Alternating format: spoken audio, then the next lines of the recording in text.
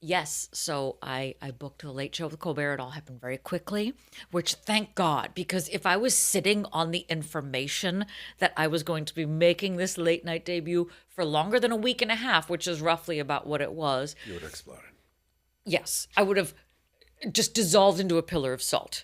So tell me how this happened. Did you know that this was like That it was in the thing? works. Yeah, like did well- it just like, hey, so and so is coming to see your show? They're also the booker for. Yes, Okay. that had happened.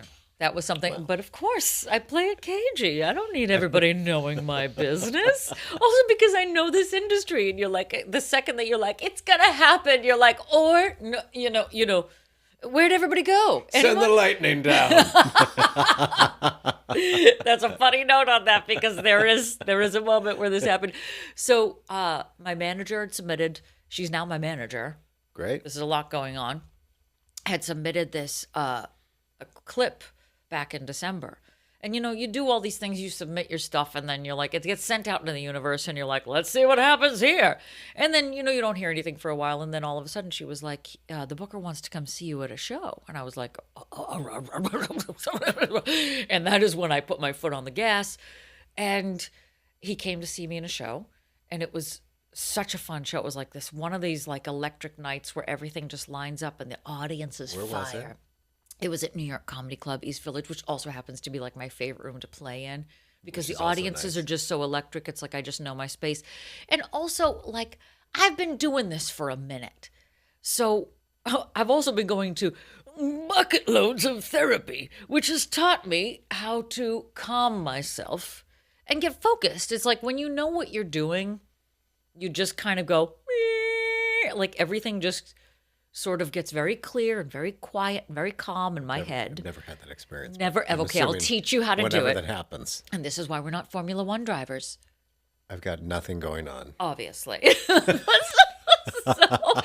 so I had a really good show, and he couldn't have been sweeter. I just took half my lipstick off. That's okay. It's okay. It was a lot. There's a lot going on. Just Demi Moore it and just smear it across your face. and like then in get The an Substance. Academy Award nominee. Oh, and then lose it to, Oh, okay. ironically, a girl who was like 21. All right. But anyway, Back moving up. on. Couldn't have been nicer. Couldn't have been more fun. It was just one of those magical nights where you're like, wow. And I genuinely thought, I was like, couldn't have done anything different. No. And then you just sort of go on with life and you forget about it. And then you'd go and get your hair dyed in Queens, like you do. And I was driving over the GWB, which is like, if you have not experienced the hellscape that is driving in New York in general, driving over the GWB is like you're in the Death Star Trench. It is like every like, let's get out of Manhattan now because Godzilla's coming every day. And he's already cracked the GWB. Yes. The amount of potholes in this experience, the amount of merges, the amount of just bloodletting and complete chaos that happens over the GWB. So needless to say, my ass is on my shoulders and I'm driving. Sure. This is how I drive. Okay. That's weird. And then I see a text come in from her that says March 25. And I was like, oh my God, is it happening? Is it happening now? And then I was like, but I need my hands on 10 and 2. And I was like, I can't reply to this text. And then she called me and I was like, what is it? She was like, you're making your late night debut. And I was like, Off the side. exactly. And I crash into a Corolla, which crashes into a semi, and and they were like, a ginger boy caused a 50-car pileup on the GWB today News at 11. on the way to get his hair dyed. So, Clay Aiken. well, he was missing for a while, but he was back on the GWB. I don't know, but he was wearing that blue jumpsuit. I don't know. It's women's. Strange. I hate you. So I get the news. I get so excited. And then I go to my hairdresser. We all know about my hairdresser. We call her hairdresser because that was, for those who don't know the old episodes, there was like a huge tornado out in Jersey. And she's like, oh my God, are you okay? Also, are your bangs all right? I'm very concerned about your balayage. They blew off with the wind. Be careful with your wig in this weather.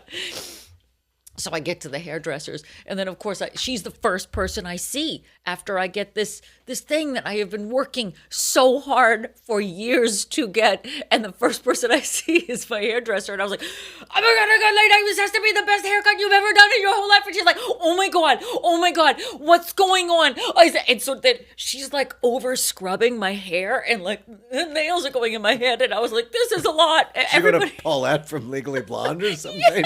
Jesus Christ. Everything got dialed up to 10 really fast. Also, I can't even imagine what the Verizon network looked like.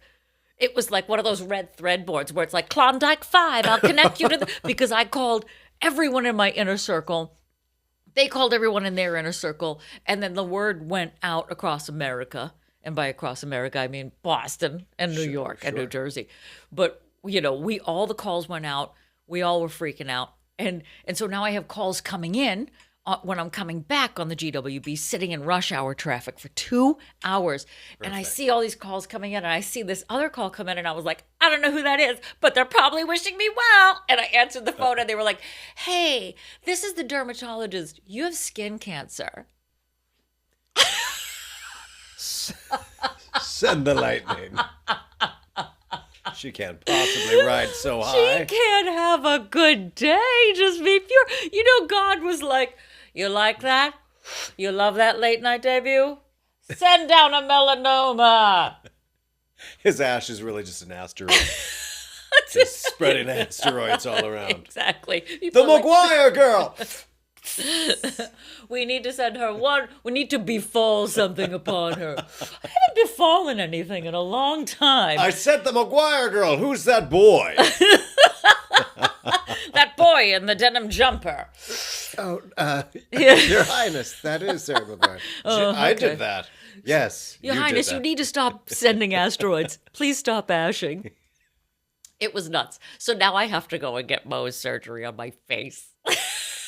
So they were like, "You have to get what surgery?" Mohs. Mohs. Which sounds quirky and cute. What It did you all call sounds quirky and cute. First of all, when they did call, they said, "Yeah, that's because I got something biopsied."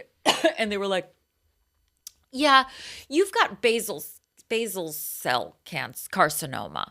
And then they said, "Which is really like the best cancer to have." And I was like, "Oh, great. Oh, great.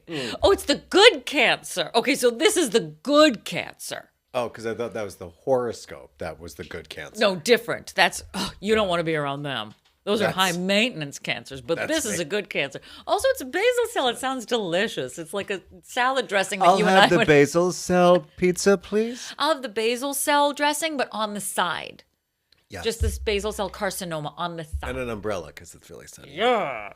So it was kind of hilarious that I was like, oh, well...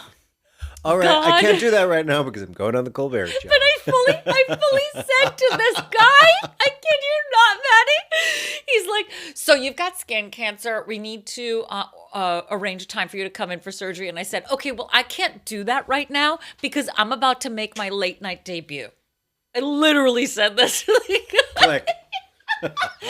"You don't understand, sir. I don't have time for this. I'm going to be on Colbert." And then so we organized a time for him to do this in like the middle of April. Meanwhile, he's like, okay.